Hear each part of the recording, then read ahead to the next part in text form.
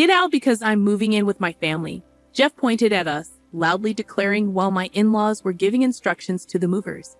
His face twisted maliciously, and I couldn't help but show my disgust. However, Stacy, next to me, reacted differently, asking Jeff with confusion, "Dad, you didn't know?" Hearing this, Jeff was visibly puzzled. Stacy seemed so flustered that not only Jeff, but also his mother and father stopped what they were doing and looked over at us. Nicole continued to give instructions to the movers, seemingly uninterested in the situation. Despite my dismay at the behavior of Jeff's family, I was determined to reveal a certain truth. My name is Dean Anderson, a 46-year-old remote worker. I have a husband and a daughter leading a typical life. After several dates, Jeff proposed to me 3 years into our relationship. Having a frequently ill mother, I wanted to marry as soon as possible to give her peace of mind, so I accepted Jeff's proposal. Sometime after our marriage, I found out I was pregnant. Jeff was truly happy, eagerly looking forward to seeing our child. When our daughter Stacy was born, Jeff took an active role in parenting, and I lived happily. However, I had some worries. The biggest concern was about my mother. Her health improved upon seeing her grandchild, despite being almost better than before, and she visited us often. Initially, she visited frequently, but as Stacy entered middle school, my mother's health visibly declined. I quit my job to be available for my mother, choosing remote work. This decision allowed me to fully take care of my mother's hospital admissions and discharges. By the time Stacy graduated middle school, my mother was very happy when we visited her. I hoped she would gradually recover and be able to go out as before. However, around this time, Jeff's behavior began to change. Initially, he was willing to help with my mother's care, but lately he had become grumpy, complaining that I wasn't paying attention to him. "Going to your mother's again? You don't care for me when I'm tired from work, but you always look after your sick mother." He would say such incomprehensible things, and even when Stacy and I tried to appease him, he strongly rejected our efforts. Worried about both my mother and Jeff, Stacy took over caring for Jeff.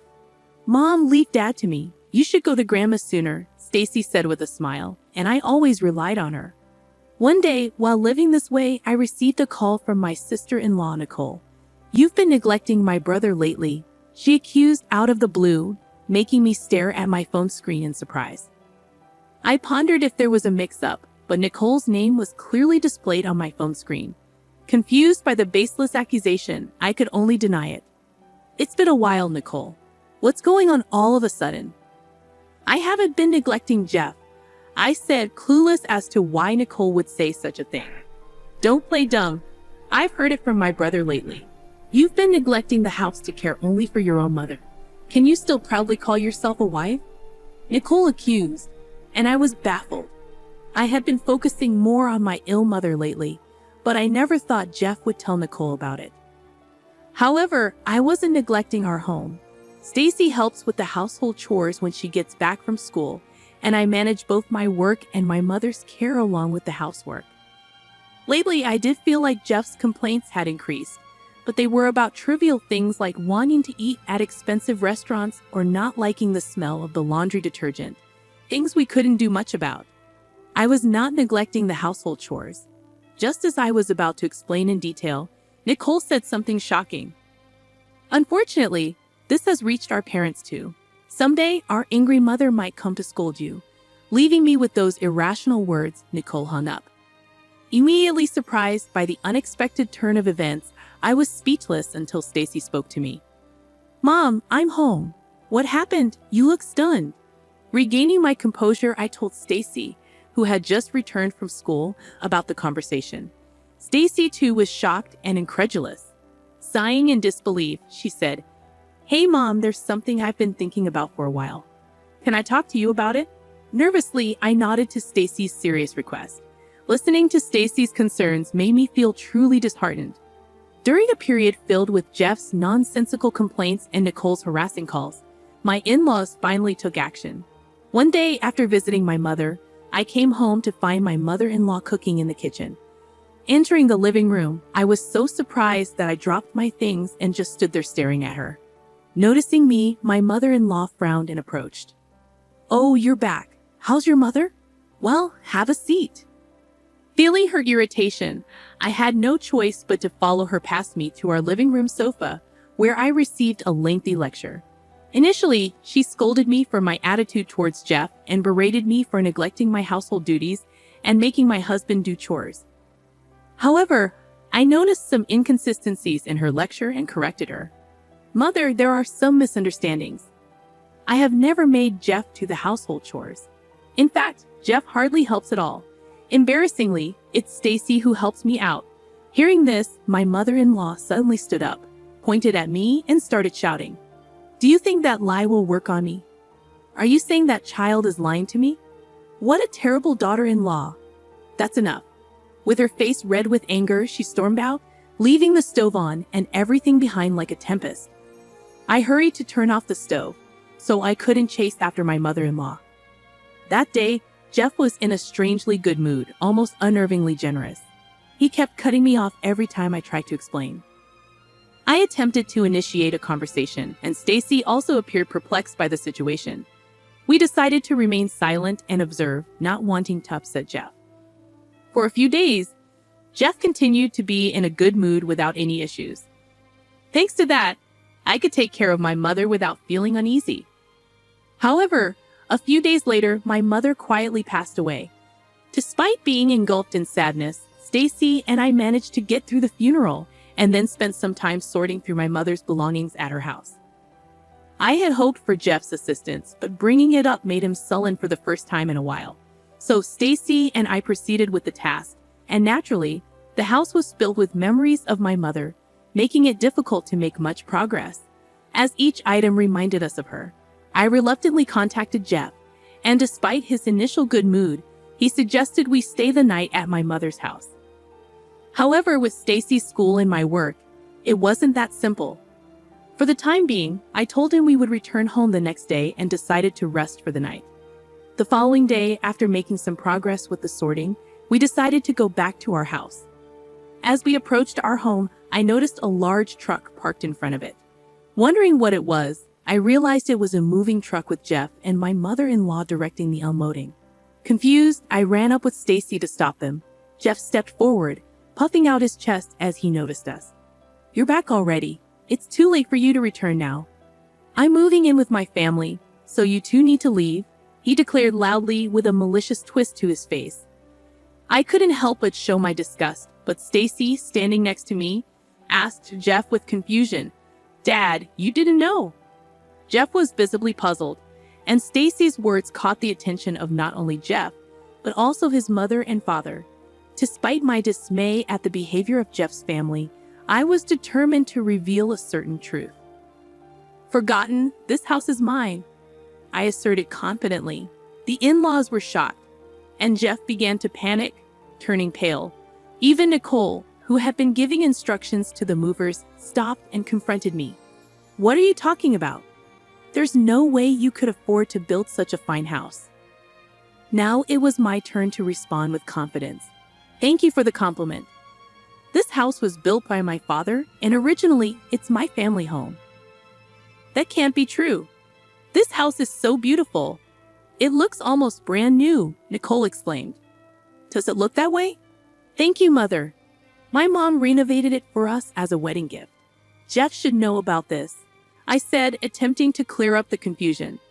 It could have easily slipped his mind, but this house is naturally in my name, and the renovation costs were covered by my mother. She moved out happily to an apartment so that we could live here contentedly for a long time. Jeff and I went to express our gratitude to my mother and even discuss the possibility of living together. However, Jeff, who tends to forget things that don't suit him, appeared to realize that his plan had failed. Just as I was about to speak, Stacy began to share information she learned from the inheritance process. Grandma left a lot of assets for me and Mom. But it's not money. It's things like land and apartments that can't easily be converted into cash.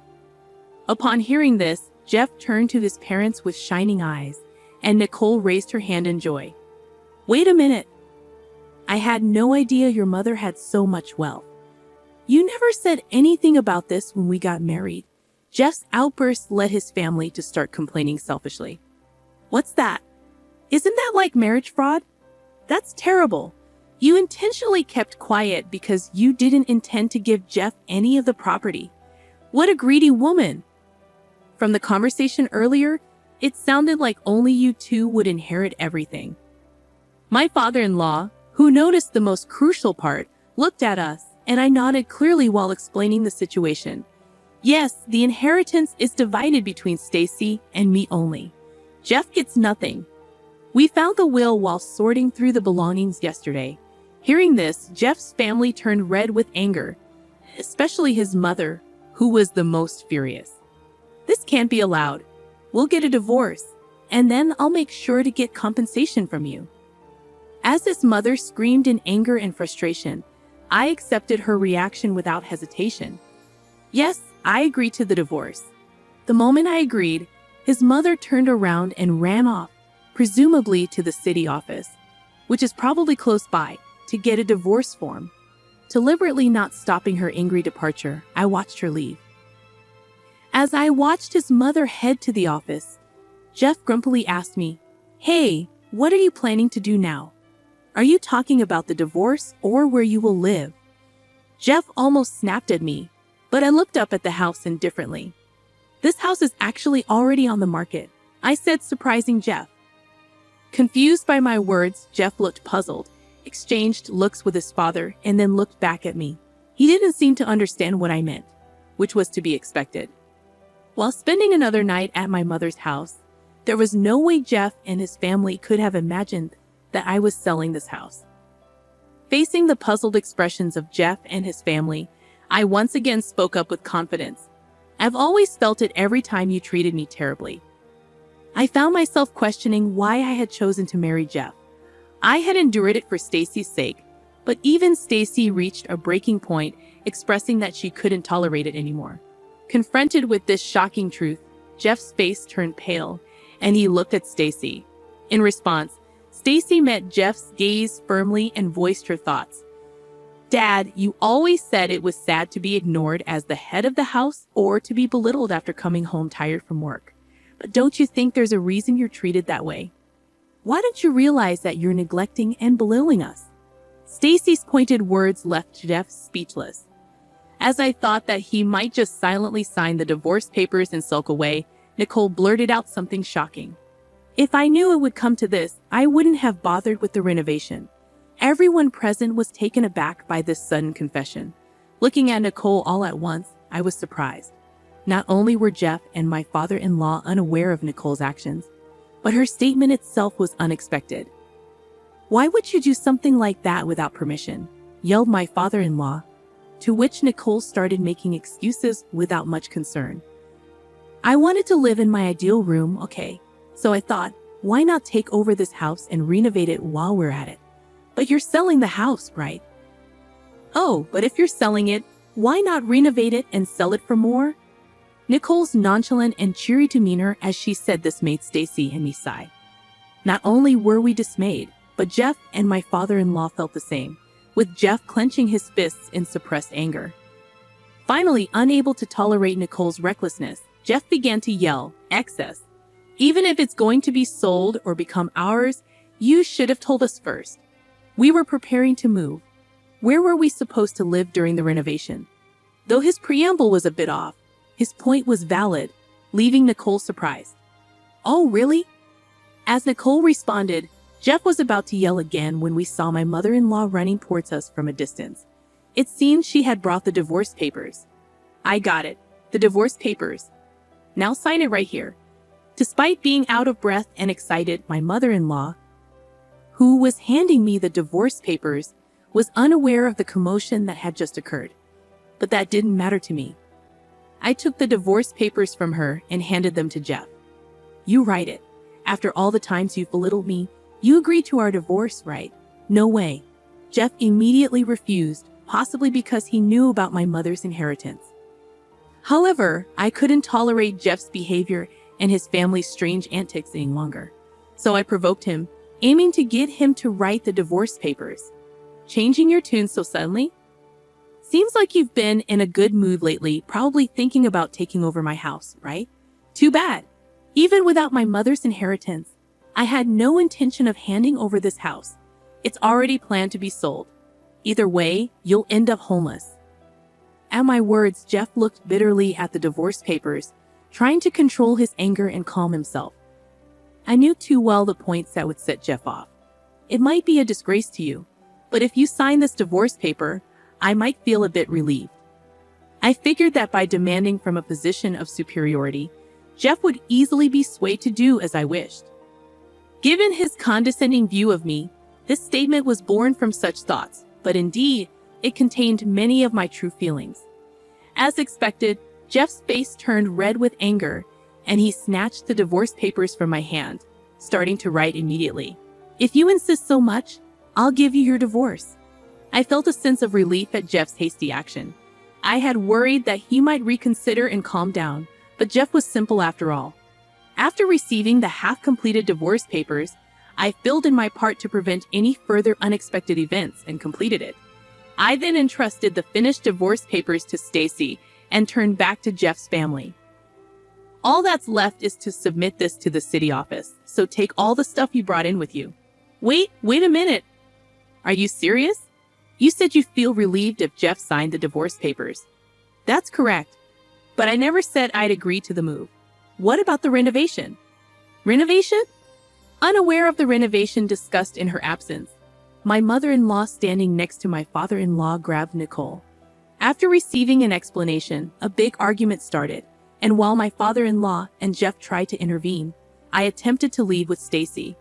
However, Jeff and Nicole, determined not to let us escape, grabbed at us.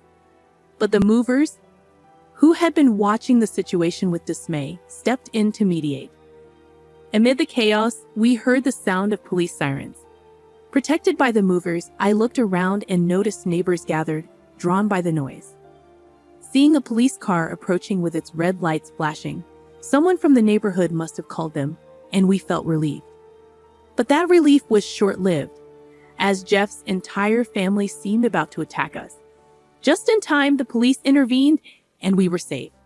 Despite being stopped by the police, Jeff's family's commotion didn't cease, and another officer had to escort us into a police car to calm the situation. Nicole, mistaking our being escorted for an arrest, attempted to throw belongings into the house and was naturally stopped by the police. With additional support arriving to finally quell the disturbance, as Jeff's family began to calm down, the police asked us to accompany them for questioning, leading to further troubles when either Jeff, Nicole, or both acted against the officers. They were arrested for obstructing official duties and taken away in police cars that had arrived for backup. Jeff's parents were also scolded by the police and taken to the station for questioning. From the police car, we observed the entire ordeal, providing a brief statement. Eventually, Jeff and I officially divorced. The process, initially resisted by Jeff even after signing the papers, was prolonged. However, thanks to a mediator, we were able to finalize it smoothly. Soon after, my house found a buyer, securing the money from the sale.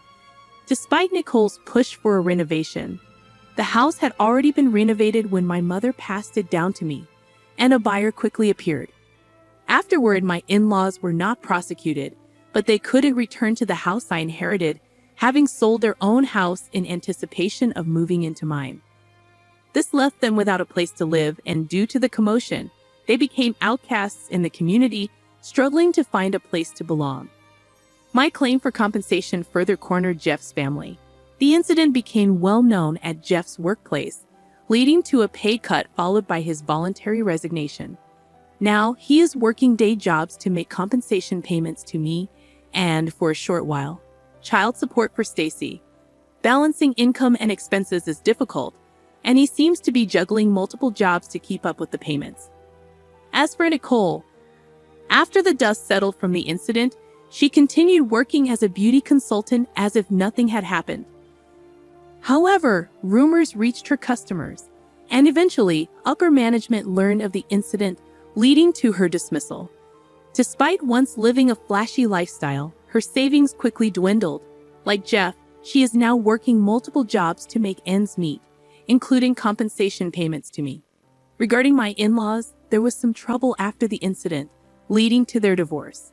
Now they are living separately. The mother-in-law, ostracized by the neighbors, was fired from her part-time job. The father-in-law, who planned to enjoy his retirement with his pension, had to allocate most of it to compensation payments to me and is now looking for work despite his age.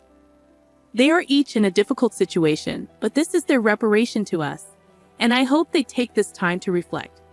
On the other hand, Stacy and I have moved to a new house. Even if Jeff's family tries to approach Stacy's school, it's not an issue since she has already transferred.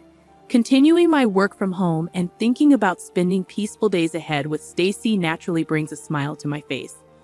Feeling liberated from our past troubles,